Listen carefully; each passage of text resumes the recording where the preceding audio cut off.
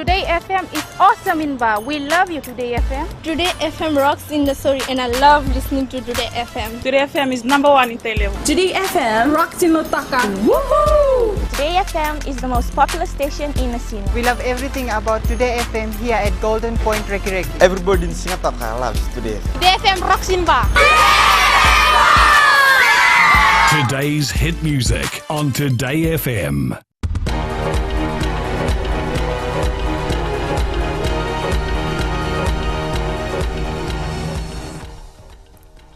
Nisambula sekongono bakalele kaninonda itukutuku. Wakarita kana tambana nimbula ni samito tolo sariti kona kena vito bina mate na dengue na nonda bunua kapagabuna meraka dibile sumaina buni wa ikena nasi karatoriti kona nonda livio na ngunongo. Ekaya Dr. Mike Kama na buni wa ikaliu takati kona kena baluti na mate ngo ni rato daka bata na kena bande itaki bebe rauti na weni mate tiko na bebal nimbula kena bale ni wa na nonda bunua. Mai na bulo kotoba ni ambaki sauti me adaba mai na noa isala kitoka na deo na undolu walu na rau roseng bulu kalima na wili ni leo ni bonua sa tawira na mate na dengi kawalu era mai bakalengai na mate ngo isabi bakasala tagitiko na tambani mbula veke mdina leo ni bonua munika ko ni baka ngataka na buani kau ni mosi na painkiller me bakani rawa ni bakabuna na belenga taleso me bakana lua dakinra. Ia ni mataka na mai teke butakitikina na sasamaki na VCVT ni kena sangai me voluti na mate ngo wakambimbi na bonua karabaka sudukina na namu. Esa mai dhabani kuo na buli kabaka tokai na legal ethics workshop membelata na abu ni wabula wani ronondo lutin katolu. Erato angarabu na buli ngo na Legal Aid Commission. Angarabu na buli na Zat Shamim endo na maram nila wabakadengu na noanda bonua. Eba kambimbita kena bulengo na kena matata vira na loya na yabu ni waka bule wa wo. Ya songota na bulengo na buni lawa aya Zayad Kayum. Sama inding takitiko rote mumukepa me liu taka na songo baka politiki na Sadelpa.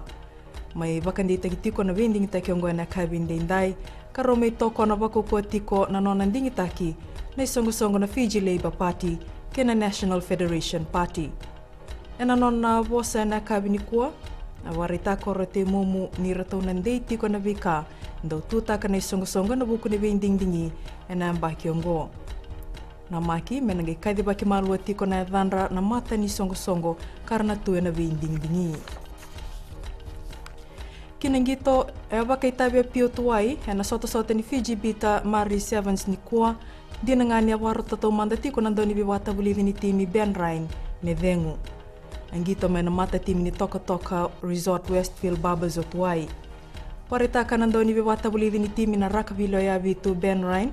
Ni senga ni Maro taka na nonang beda na lewa o Tuai. May bakani ang dondon may bakadung may binaka na ngona na nabuko ni Mabua. E Kyle Ryan ni may kukuati ko na non rabinga ti na biti meso na soto ngo.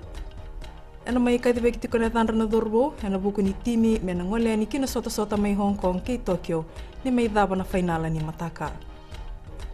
Dabe keri na baklalaka ni nonde tukutuku ni mo demanda.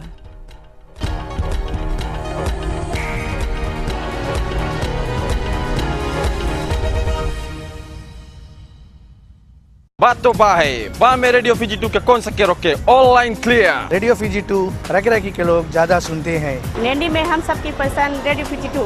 तालेबू के लोग radio Fiji 2 सबसे ज्यादा सुन रहे हैं। मेरी पसंद radio Fiji 2, नसोरी में सभी को पसंद रेडियो Fiji 2। टावा में रेडियो Fiji 2 सभी कोई सुनते हैं। Radio Fiji 2 rock. Radio Fiji 2 I love you.